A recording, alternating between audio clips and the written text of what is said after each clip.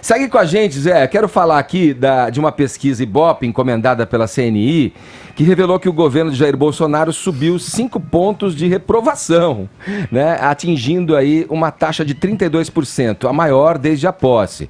Já a aprovação caiu 3 pontos do último levantamento divulgado em abril e também ficou em 32%. Foram ouvidas 2.000 pessoas entre os dias 20 e 26 de junho em 126 municípios brasileiros. A margem de erro é de 2 pontos percentuais para mais ou para menos.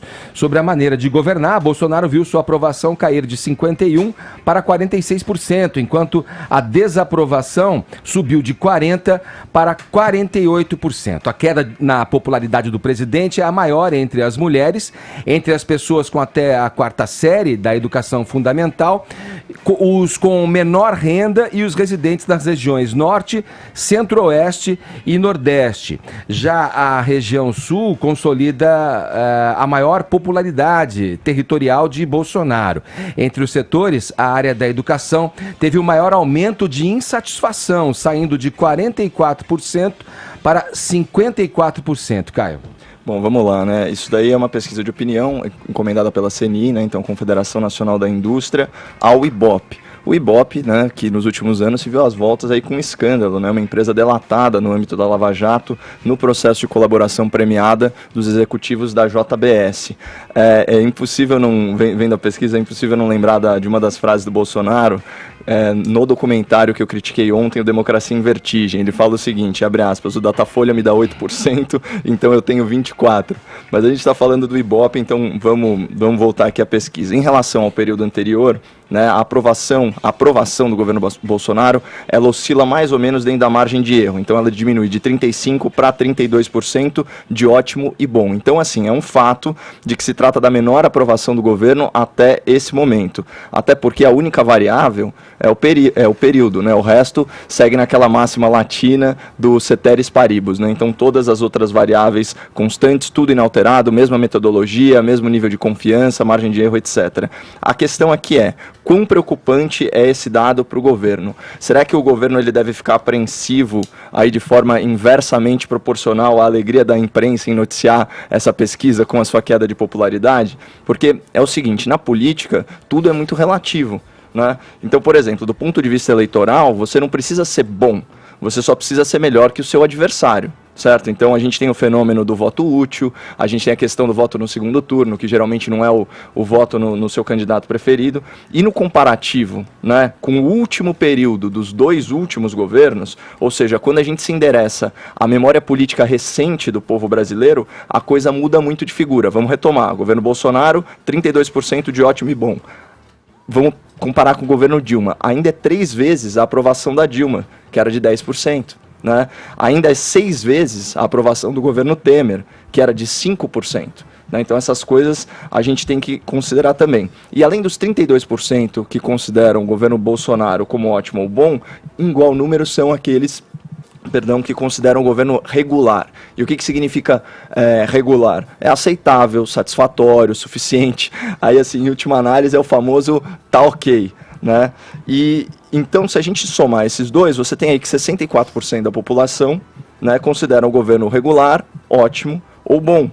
E é o seguinte, a gente precisa reconhecer, se esses dados de pesquisa de fato reproduzirem a realidade, a gente tem que só 32% acham o governo ruim ou péssimo, ou seja, 2/3 da população ainda é simpática ao governo. E quando a pergunta muda, quando ela fala sobre perspectiva, então quando a população é chamada para fazer um prognóstico, né, uma análise do futuro, aí os resultados melhoram muito para o governo, porque o número de entrevistados com perspectiva positiva sobe de 32% para 39%. O regular cai para 27%, o ruim péssimo cai para 29%. Então a gente está num país em que 40% das pessoas são otimistas e 30% são pessimistas em relação ao nosso futuro político. Não é exatamente um cenário de crise, especialmente considerando o que o Bolsonaro herdou, que é um país deficitário, com uma infraestrutura em frangalhos, a segurança pública em estado de calamidade, a economia estagnada e mais de 13 milhões de desempregados. Você precisa de muita popularidade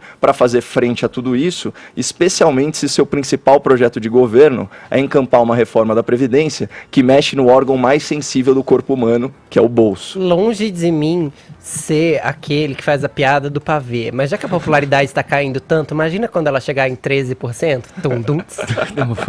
Não, olha, bom, você Por enquanto o número que a gente tem é 13 milhões de desempregados, esses herdados da Dilma. Cara, você fez um preâmbulo aí otimista, né? Você fez uma visão otimista dos números que são flagrantemente desfavoráveis. Quer dizer, porque assim, depende da comparação. Se você compara com o número inicial dele, sim, mas compara com a memória política do povo. Então, mas você falou da Dilma, por exemplo. Será que isso é uma boa maneira de enxergar a realidade? É porque, por exemplo, comparando com uma presidente que não tinha popularidade. Olha o que é assustador no caso da Dilma e do Temer, né? O Bolsonaro tá com quanto aqui por cento de ruim e péssimo? 32, 32, né? Igual, 32. O da Dilma era 69% de ruim ou péssimo, e o do Temer era 74% de ruim ou péssimo. Então estamos melhorando. Não, na verdade, assim... Não, eu acho que as pessoas, elas querem, né, que as coisas melhorem, e muitos acreditam que isso possa acontecer. Tem essa reforma da Previdência que eu quero que chegue logo, porque eu não aguento mais falar nisso, por exemplo.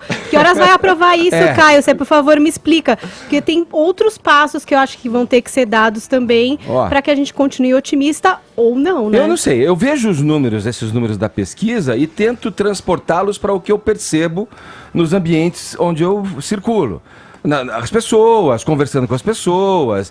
E esses números meio que corroboram o que eu ando ouvindo por aí, de inclusive pessoas que fizeram a opção pelo Bolsonaro, e não só no segundo turno, mas já de primeiro turno, que se mostram já titubeantes com relação aos feitos do governo.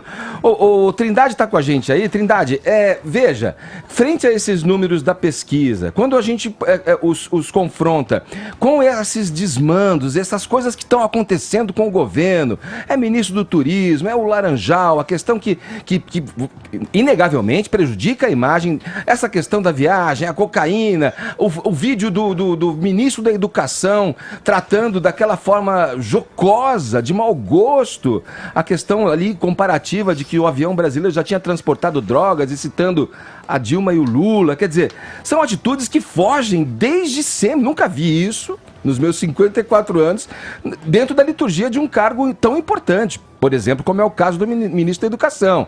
Aí outras coisas se sucedendo, esse governo meio à base de mídia social. As pessoas vão percebendo isso, é inegável. Olha, Edgar, ontem conversávamos no Congresso Nacional, exatamente uma rodinha de políticos e jornalistas, né? E a opinião geral de que isso interfere, mas muito pouco. É a realidade batendo a porta, né? É a situação econômica, é a expectativa natural, né, de todo governo que se inicia. É como se fosse uma revolução. Toda revolução, ela é feita através de expectativas, e que não há como agasalhar a todos no novo governo, na nova situação. Aí vem essa decepção imediata. Mas no caso do Bolsonaro, a consideração geral é de que é diferente. Ele é dependente da opinião pública. Isso porque ele não tem apoio político, não tem base no Congresso Nacional e nenhuma sustentação política forte. A sustentação dele é de opinião pública. E esse gráfico que descreve, desde o início do governo, caindo ali 49%, empatando agora em 32%, indica que haverá uma inversão, né? De que nas próximas pesquisas haverá mais pessoas dizendo que é ruim e péssimo e menos pessoas dizendo que é bom e ótimo. Este é o gráfico desenhado. Quanto à pesquisa do Ibope, eu acho que o mundo liberal, a maior invenção do mundo é a credibilidade, é a moeda do liberalismo. Ninguém entra num restaurante se não tiver a certeza, a confiança, a crença de que a comida vem da maneira que ele quer, sem nenhuma interferência, ninguém cuspiu no prato lá dentro. Isso é a troca de confiança. Eu acredito numa pesquisa porque se trata de uma ação científica. Há um curso superior exclusivamente sobre contas, sobre projeções e sobre pesquisas, né, estatística. Então é real, não é uma opinião. é uma decisão. Se eles mentem, aí vem a história do prato do restaurante que vem mal servido e a gente não tem domínio sobre isso. Sim. Mas a pesquisa indica que houve ali um cruzamento de linhas dos que aprovam e dos que reprovam, né? E não se pode comparar com o governo Dilma, apesar dele, o Bolsonaro já está sendo chamado no Congresso de o Dilmo, né? Mas não se coincide porque o governo Bolsonaro é diferente e é dependente de apoio público. Falou, Zé. Obrigado pelas informações. Bom trabalho aí em Brasília, meu camarada. Um abraço para os Muito bem, taifeiros. obrigado. Um abraço para os taifeiros. Não é pejorativo, não. É um nome real mesmo, uma profissão. Valeu, Zé. Aí